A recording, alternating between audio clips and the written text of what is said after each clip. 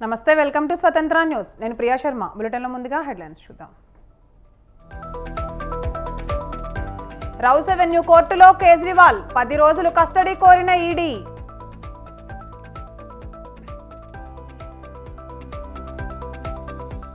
తమిళనాడులో 14 స్థానాలు పుదుచ్చేరిలో 1 స్థానం లోక్సభ అభ్యర్థుల బీజేపీ 4 జాబితా విడుదల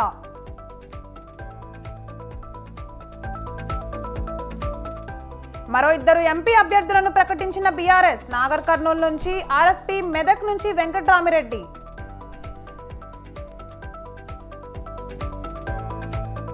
ఎమ్మెల్యే దానం నాగేందర్ కు హైకోర్టు నోటీసులు ఎన్నికల్లో ఓటర్లను ప్రభావితం చేశారంటూ విజయారెడ్డి పిటిషన్ రాష్ట్ర ప్రయోజనాల కోసమే ఎన్డీఏలో చేరాం పార్లమెంటులో బలమైన గళం వినిపిస్తామన్న బాబు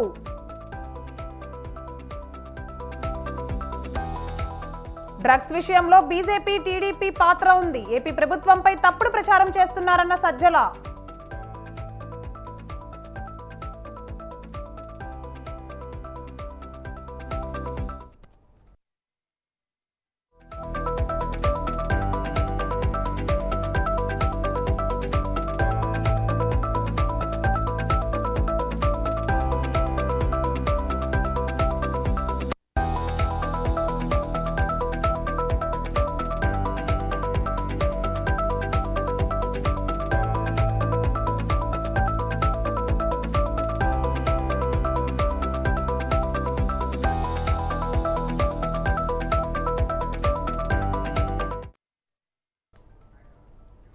రైట్ బ్రేకింగ్ న్యూస్ చూస్తున్నాం ఢిల్లీ సీఎం అరవింద్ కేజ్రీవాల్ ను ఈడీ అధికారులు రౌస్ అవెన్యూ కోర్టులో హాజరుపరిచారు కేజ్రీవాల్ ను ఈడీ 10 రోజులు కస్టడీకి కోరింది ఢిల్లీ లిక్కర్ స్కామ్ కేసులో ప్రధాన సూత్రధారి అరవింద్ కేజ్రీవాల్ ఈడీ పేర్కొంది ఈ పాలసీ రూపకల్పనలోనూ ఆయన భాగస్వామ్యం ఉందని కోర్టుకు వెల్లడించింది దీనితో పాటు 5 కీలక అభియోగాలు మోపింది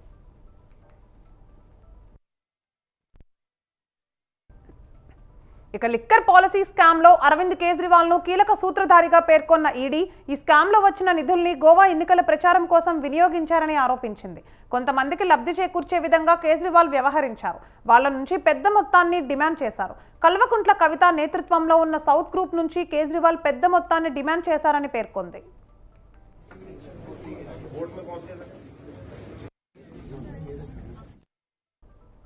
మరోవైపు తన అరెస్ట్ను వ్యతిరేకిస్తూ సుప్రీంకోర్టులో దాఖలు చేసిన పిటిషన్ను కేజ్రీవాల్ ఉపసంహరించుకున్నారు అంతకుముందు ఈ పిటిషన్పై కేజ్రీవాల్ అభ్యర్థన మీద అత్యవసర విచారణ చేపట్టేందుకు సుప్రీంకోర్టు అంగీకరించింది ఈ పిటిషన్పై ప్రత్యేక త్రిసభ్య ధర్మాసనం విచారణ జరుపుతుందని సీజేఐ జస్టిస్ డివై చంద్రచూడ్ తెలిపారు అయితే ఈ విచారణ ట్రయల్ కోర్టులో రిమాండ్ ప్రొసీడింగ్స్ లో క్లాష్ అవుతుందని ముఖ్యమంత్రి తరపు న్యాయవాదులు అత్యున్నత న్యాయస్థానానికి తెలిపారు అందుకే పిటిషన్ ఉపసంహరణకు అనుమతి ఇవ్వాలని కోరారు ట్రయల్ కోర్టు తీర్పుకు అనుగుణంగా మరో పిటిషన్తో సుప్రీంకోర్టును ఆశ్రయించనున్నట్లు తెలిపారు ఈ పరిణామాల అనంతరం కేజ్రీవాల్ ను కోర్టులో హాజరుపరిచారు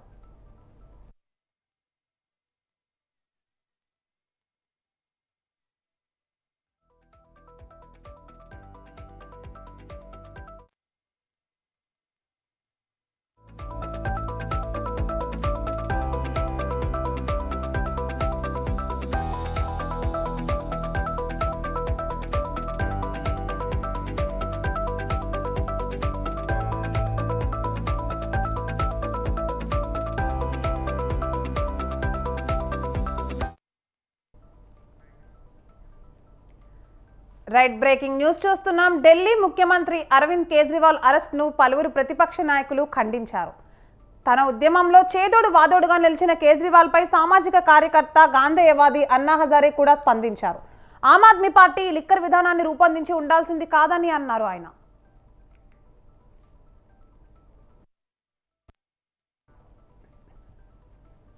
ఒకప్పుడు మద్యానికి వ్యతిరేకంగా గళం విప్పిన అరవింద్ కేజ్రీవాల్ లాంటి వ్యక్తి నేడు మద్యం పాలసీని రూపొందించడం చాలా బాధాకరం అన్నారు మద్యానికి దూరంగా ఉండాలని తాను కేజ్రీవాల్ కు చాలాసార్లు చెప్పానని అయితే ఎక్కువ డబ్బు కోసమే ఈ పాలసీని రూపొందించాడని అన్నా హజారే చెప్పారు ఈ అరెస్ట్ కేజ్రీవాల్ స్వయం కృతాపరాధమే ఇప్పుడు చట్టం ప్రకారం నడుచుకోవాల్సిందే అని అన్నా హజారే అన్నారు అన్నా హజారే 2011లో అవినీతి వ్యతిరేక ఉద్యమానికి నేతృత్వం వహించగా దాని నుంచి ఆప్ ఆవిర్భవించింది. ఆ సమయంలో పార్టీకి దూరంగా ఉండాలని నిర్ణయించుకున్నప్పుడు ఎన్నికల రాజకీయాలకు దూరంగా ఉంటూ అన్నా కేజ్రీవాల్కు ఆశీస్సులు ఇచ్చారు. అయితే ఆ తర్వాత ఆయన పలు అంశాలపై పార్టీపై విమర్శలు గుప్పించారు. ఇప్పుడు కేజ్రీవాల్ అరెస్టుపై ఈ విధంగా వ్యాఖ్యానించారు. హజారే గతంలోనూ ఈ విధానానికి వ్యతిరేకంగా మాట్లాడారు. ఈ విధానంపై తన బాధను వ్యక్తం చేస్తూ 2022లో అరవింద్ కేజ్రీవాల్కు లేఖ రాశారు.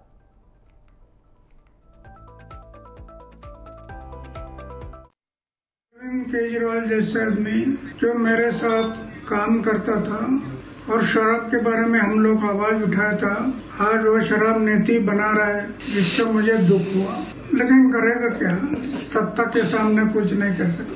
आखिर उसको जो अरेस्ट किया गया, अटक हुआ, वो उनकी कृति से हुआ। हम ये बातें नहीं करते तो अटक होने का कोई संभव नहीं था। तो जो अटक हुआ है, अभी कानून के तौर पर जो होगा वो होगा, वो सरकार देखेगी, वो सोचेगी कि अरविंद केजरीवाल जैसे आदमी जो मेरे साथ काम करता था और शराब के बारे में हम लोग आवाज उठाया था, आज वो शराब नीति बना रहा है, जिससे मुझे दुख हुआ। लेकिन करेगा क्या, सत्ता के सामने कुछ नहीं कर सकता। आखिर उसको जो अरेस्ट किया गया, अटक हुआ, वो उनकी कृति से हुआ। हम ये बातें नहीं करते तो अटक होने का कोई संभव नहीं था। तो जो अटक हुआ है, अभी कानून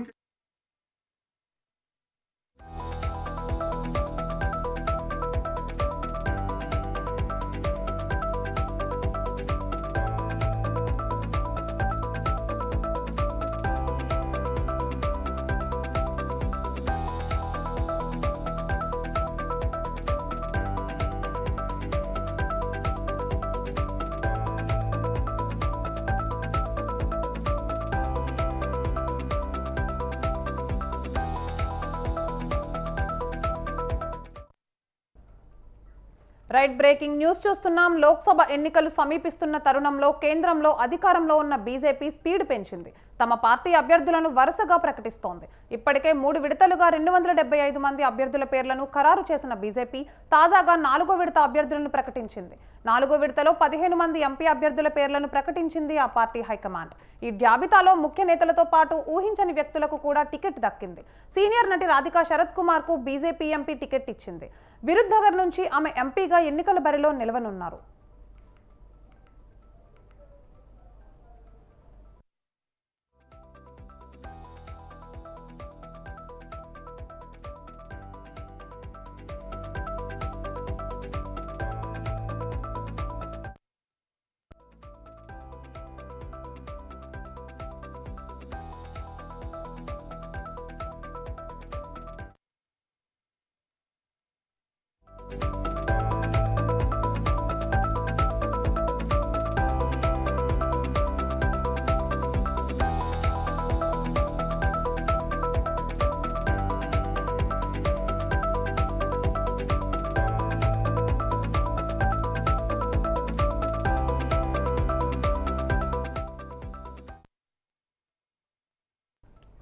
రైట్ బ్రేకింగ్ న్యూస్ చూస్తున్నాం. ఖైరతాబాద్ ఎమ్మెల్యే దానం నాగేందర్ కు తెలంగాణ హైకోర్టు నోటీసులు జారీ చేసింది.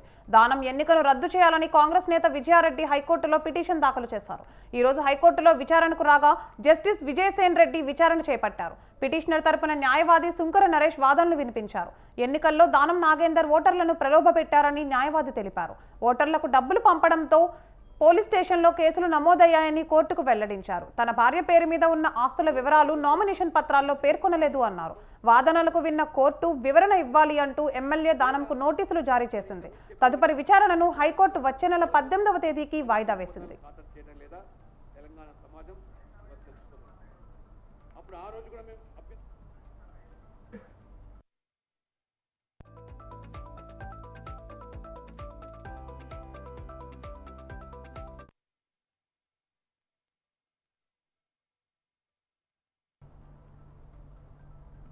రాజ్యసభ ఎంపీ లక్ష్మణ్ మాట్లాడుతున్నారు. ఇప్పుడు లైవ్ చూద్దాం. చేయకుండా ఇంకా అప్పుల ఊబిలోకి నెట్టే ప్రయత్నాలు మీరు చేస్తున్నారా? లేదా బీఆర్ఎస్ గురించి చెప్పుకుంటూ పోతే ఆనాడు యాదాద్రి, భద్రాద్రి థర్మల్ ప్లాంట్స్ నిర్మాణం చేపట్టి విద్యుత్ అవసరాల కోసం తప్పదనుకున్నాం. కానీ మేము వాదిస్తున్న భద్రాద్రి థర్మల్ ప్లాంట్ను సబ్ క్రిటికల్ టెక్నాలజీతో కట్టారు. సబ్ క్రిటికల్ టెక్నాలజీతో కట్టారు. ఇది ఓల్డ్ టెక్నాలజీ అని, ఇది పాత సాంకేతిక పద్ధతుల్లో ఇది మేలు జరగదని, దీనివల్ల అనేక అనర్థాలకు, ఒకవైపు విద్యుత్ ఉత్పత్తి వ్యయం ఎక్కువనే కాకుండా కాలుష్యం ఎక్కువ, లేదా వాడే బొగ్గు ఎక్కువ, నీరు కూడా ఎక్కువ అయినా మొండిగా ఆనాటి ప్రభుత్వం సబ్ క్రిటికల్ టెక్నాలజీతో మొగ్గు చూపింది. ఎందుకంటే వాటాల కోసం, మూటల కోసం.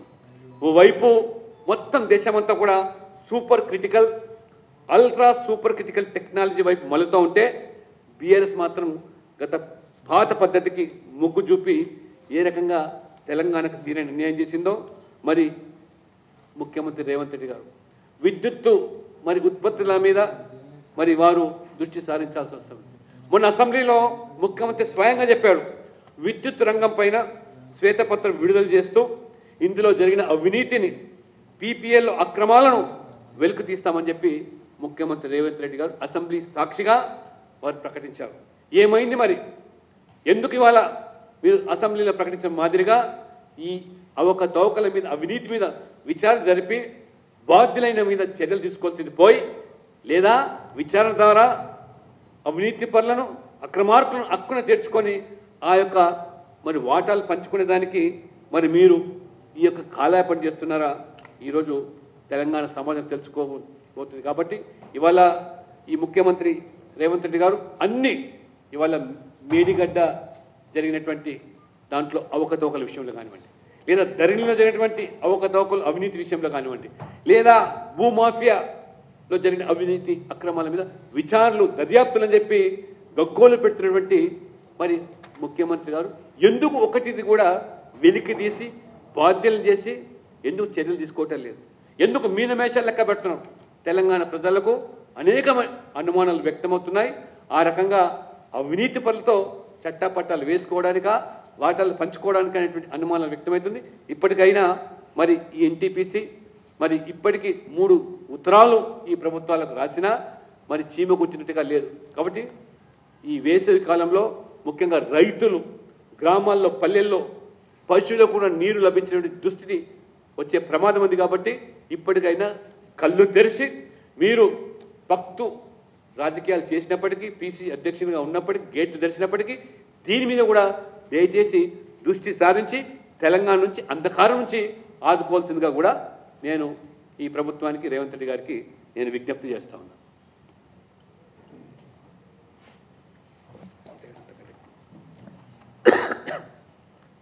వారు ఎన్టీపీసీ ఇచ్చినటువంటి లెటర్స్ కూడా బాజాప్తా ఉన్నాయి. 2 సార్లు లెటర్స్ రాసినా గవర్నమెంట్ స్పందన లేదనేది.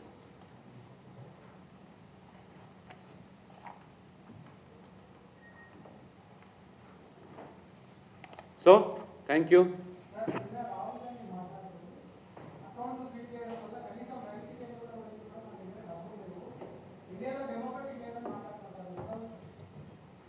రాహుల్ గాంధీ గారికి రాజ్యాంగ సంస్థల మీద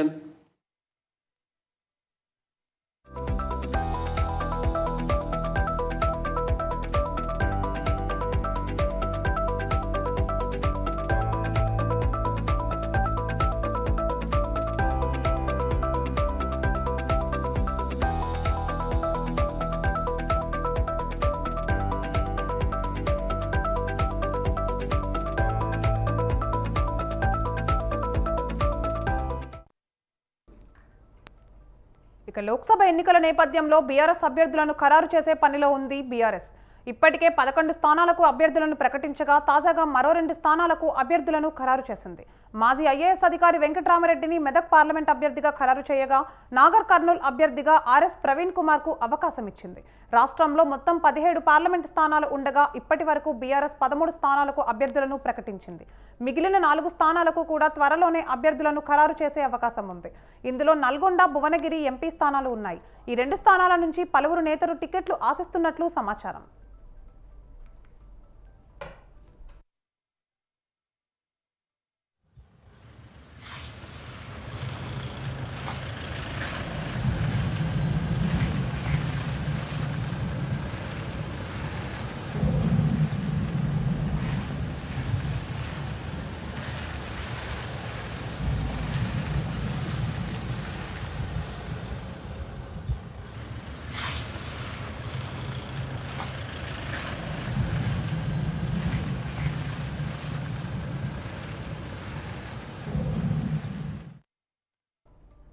రైట్, ఇక ఇదే అంశంపై మరింత సమాచారం మా ప్రతినిధి సవీన్ ఫోన్ లైన్లో అందిస్తారు. సవీన్ చెప్పండి, బీఆర్ఎస్ ఇప్పటికే 13 స్థానాలను ప్రకటించింది అండ్ అలానే ఈ రోజు 2 స్థానాలను అభ్యర్థులను ప్రకటన చేసింది. దానిపైన పూర్తి అప్డేట్స్ ఏంటి? ఇప్పటి వరకు బీఆర్ఎస్ పార్టీ లోక్సభ అభ్యర్థుల ఎంపిక, అక్కడ ఉన్నటువంటి పరిస్థితులు, సామాజిక రాజకీయ పరిస్థితులకు అనుగుణంగా అభ్యర్థులను ప్రకటిస్తూ వస్తున్నారు. ఈ రోజు మెదక్, నాగర్ కర్నూలు 2 పార్లమెంట్ స్థానాలకు అభ్యర్థులను కేసీఆర్ ఖరారు చేశారు. మెదక్ పార్లమెంట్ స్థానానికి వంటేరు ప్రతాప్ రెడ్డి, ఎమ్మెల్సీ వెంకటరామరెడ్డి పేర్లు ప్రధానంగా తెరపైకి వచ్చాయి. అయితే ఉన్నటువంటి పరిస్థితుల్లో ఆర్థికంగా బలమైన నేతగా ఉన్నారు. గతంలో ఐఏఎస్ అధికారిగా సిద్దిపేట జిల్లాలో కలెక్టర్ గా పనిచేశారు కాబట్టి గతంలో ఐఏఎస్ గా ఉంటూ స్వచ్ఛంద పదవి విరమణ చేసి ఎమ్మెల్యే కోట ఎమ్మెల్సీగా ఎన్నికై ప్రస్తుతం ఎమ్మెల్సీగా ఉన్నటువంటి వెంకటరామరెడ్డికి మెదక్ పార్లమెంట్ స్థానాన్ని బీఆర్ఎస్ పార్టీ అధినేత కేసీఆర్ ఖరారు చేశారు. ఇక వంటేరు ప్రతాప్ రెడ్డి పార్టీ మారతారని ప్రచారం జరుగుతున్న నేపథ్యంలో ఫామ్ హౌస్ కు పిలిపించుకొని వంటేరు ప్రతాప్ రెడ్డితో ప్రత్యేకంగా మాట్లాడి సర్ది చెప్పే ప్రయత్నం చేశారు. ఇక నాగర్ కర్నూలు పార్లమెంటు స్థానానికి మాత్రం ఇటీవల బీఎస్పీకి రాజీనామా చేసి బీఆర్ఎస్ పార్టీలో చేరిన మాజీ ఐపీఎస్ ఆర్ఎస్ ప్రవీణ్ కుమార్ కు నాగర్ కర్నూలు లోక్సభ స్థానాన్ని కేసీఆర్ కేటాయించారు. బీఎస్పీ బీఆర్ఎస్ పొత్తులో బీఎస్పీ అభ్యర్థిగా నాగర్ కర్నూలు స్థానం నుంచి పోటీ చేయాలని భావించిన ఆర్ఎస్ ప్రవీణ్ కుమార్ కు బీఎస్పీ జాతీయ నాయకత్వం షాక్ ఇచ్చింది. బీఆర్ఎస్ తో పొత్తు వద్దని తేల్చి చెప్పడంతో ఆయన రాష్ట్ర అధ్యక్ష పదవిని వదులుకొని బీఆర్ఎస్ లో చేరి నాగర్ కర్నూలు లోక్సభ స్థానం నుంచి బరిలోకి దిగనున్నారు. ఇక ఈ 2 స్థానాలు ప్రకటించడంతో మొత్తం 13 లోక్సభ స్థానాలకు బీఆర్ఎస్ పార్టీ అభ్యర్థులను ప్రకటించినట్లయింది. ఇంకా కేవలం 4 లోక్సభ స్థానాలకు మాత్రమే బీఆర్ఎస్ పార్టీ అభ్యర్థులను ప్రకటించాల్సి ఉంది. అయితే ప్రచారంలో మాత్రం కేవలం కొంతమంది అభ్యర్థులే ప్రచారంలో ముందుండటంతో కేసీఆర్ కూడా దీనిపై ఆరా తీసినట్లుగా తెలుస్తోంది. రాబోయే రోజుల్లో ప్రచారంతో పాటు కేసీఆర్ బహిరంగ సభలు, ప్రతి పార్లమెంట్ నియోజకవర్గంలో బహిరంగ సభలు నిర్వహించడంతో పాటు కేటీఆర్, హరీష్ రావులు ప్రత్యేకంగా రోడ్ షోలు నిర్వహించి మెజారిటీ లోక్సభ స్థానాలు గెలుచుకునేందుకు బీఆర్ఎస్ అధినేత కేసీఆర్ ఎప్పటి నుంచే వ్యూహాత్మకంగా వ్యవహరిస్తున్నారు. ముఖ్యంగా పార్టీ వీడి వెళ్తున్న నేతలను పట్టించుకోవద్దు, లోక్సభ ఎన్నికల్లో గెలుపొందడం కోసం క్షేత్రస్థాయిలో పనిచేయాలంటూ అభ్యర్థులకు కావచ్చు, నేతలకు కేసీఆర్ దిశానిర్దేశం చేస్తున్నారు. మరోసారి కేసీఆర్ అభ్యర్థుల ఎంపికలో బీఆర్ఎస్ పార్టీ అధికారం కోల్పోయినప్పటికీ ఆర్థిక అంశాలను పరిగణనలోకి తీసుకొని అభ్యర్థులను ఎంపిక చేశారని మనం భావించుకోవచ్చు. ముఖ్యంగా లోక్సభ ఎన్నికల్లో 7 అసెంబ్లీ నియోజకవర్గాలను కవర్ చేసే విధంగా ప్రచారం చేయాలి, అదేవిధంగా కొంత డబ్బులు కూడా ఖర్చు పెట్టాలి కాబట్టి దాన్ని దృష్టిలో ఉంచుకొని అభ్యర్థులను ఖరారు చేశారన్న చర్చ బీఆర్ఎస్ పార్టీ వర్గాల్లో జరుగుతోంది. ఈసారి బీఆర్ఎస్ పార్టీ ప్రతిపక్షంలోకి వచ్చిన తర్వాత కూడా ఉద్యమకారులు అనేక మంది తమకు టికెట్ అవకాశం కల్పించాలని కోరినప్పటికీ ఆర్థిక అంశాలను పరిగణలోకి తీసుకున్న కేసీఆర్ మరోసారి ఆర్థికంగా బలంగా ఉన్న నేతలకే అవకాశం కల్పించారన్న అభిప్రాయం కూడా బీఆర్ఎస్ పార్టీలో వ్యక్తమవుతోంది. Right, thank you for the update Saveen.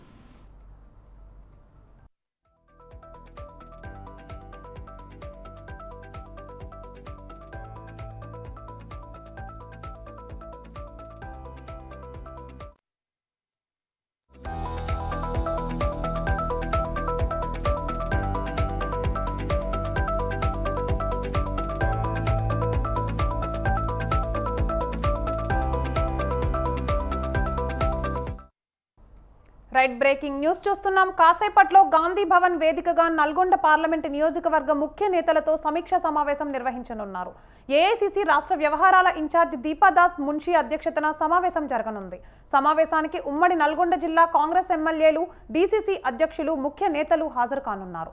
Parliament ఎన్నికల్లో అనుసరించాల్సిన వ్యూహాలు, ప్రచార కార్యక్రమాల మీద చర్చించనున్నారు.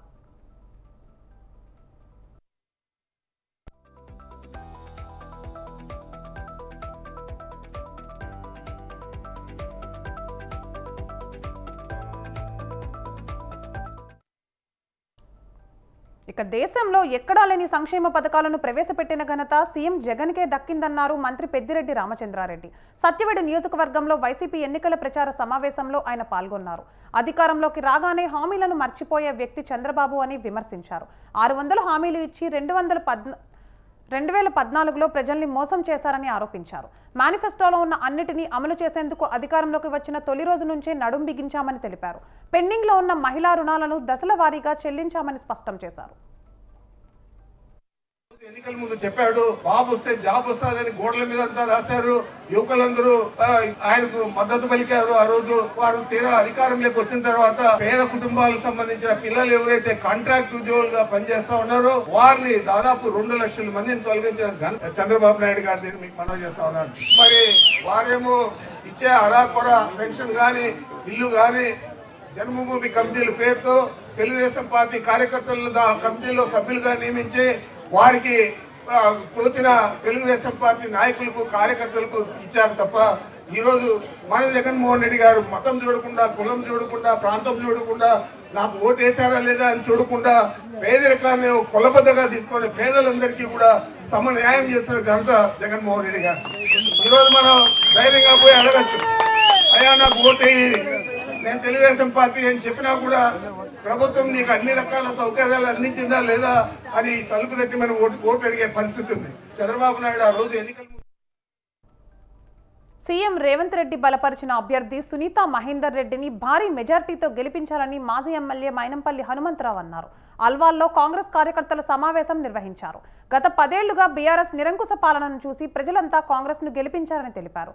రేవంత్ రెడ్డి నాయకత్వంలో ప్రతి ఒక్కరూ ఒక కార్యకర్త నిస్వార్థంగా పనిచేయాలని కోరారు. మల్కాజ్గిరిలో కాంగ్రెస్ జెండా ఎగరాలని స్పష్టం చేశారు.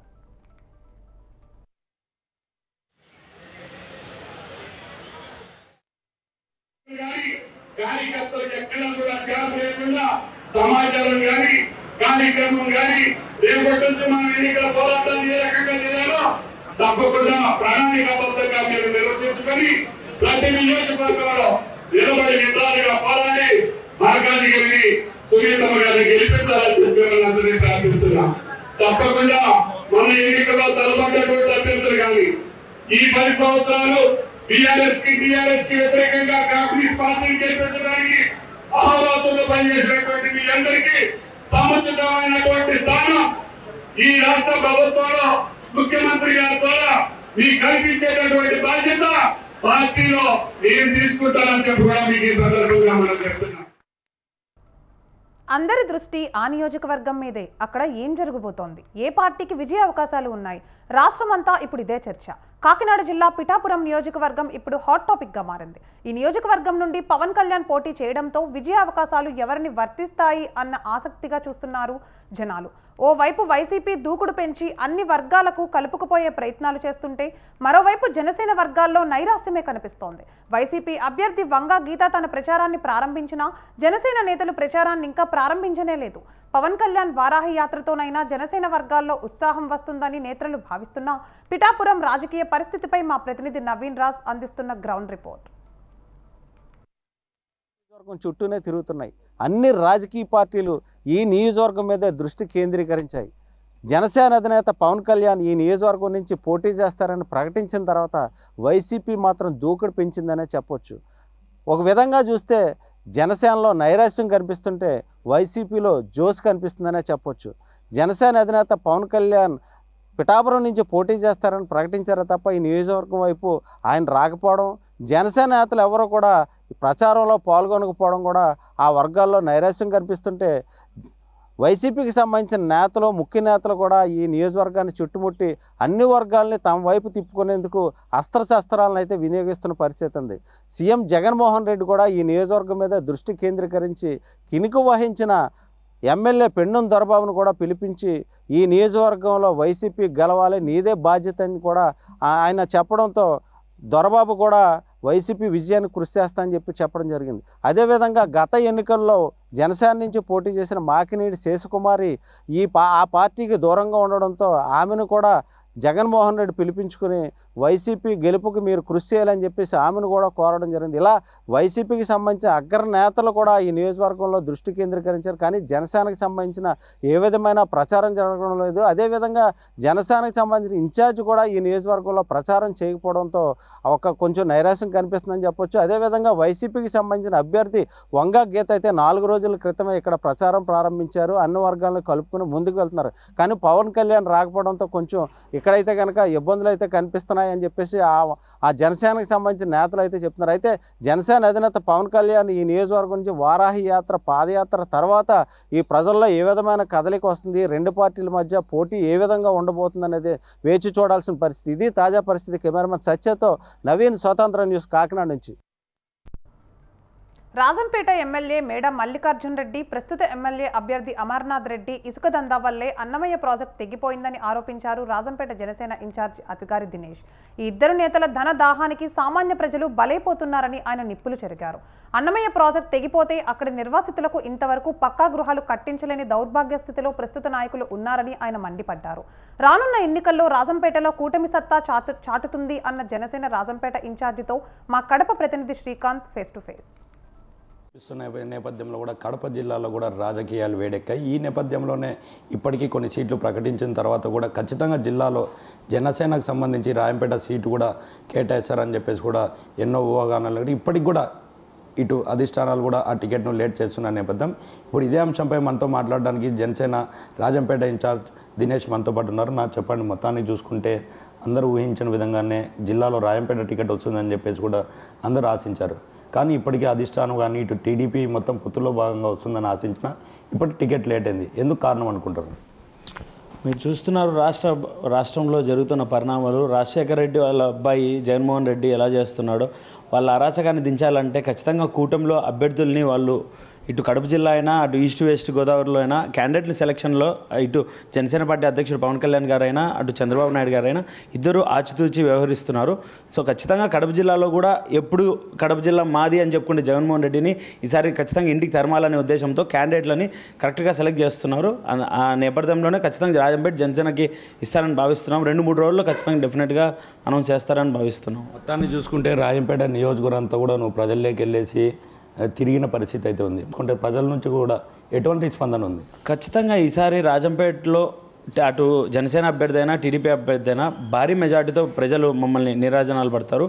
ఎందుకంటే గత 10 ఏళ్ళుగా వాళ్ళు మేడ మల్లికార్జున రెడ్డి అయినా అధికారంలో ఉన్నప్పుడు రాజంపేటకి చేసింది ఏం లేదు. అటు గత దానికి ముందు 5 ఏళ్ళు ఆకేపేట అమర్నాథ్ రెడ్డి గారు వాళ్ళు పరిపాలన చేయకుండా తీసుకెళ్తున్నారు. వీళ్ళందరినీ ఆపే ప్రయత్నం ఎందుకు చేయలేదు? పరిశ్రమలు, కొత్త పరిశ్రమలు ఎందుకు తేలేదు? కొత్త ఇన్వెస్ట్మెంట్స్ ఎందుకు పెట్టలేదు?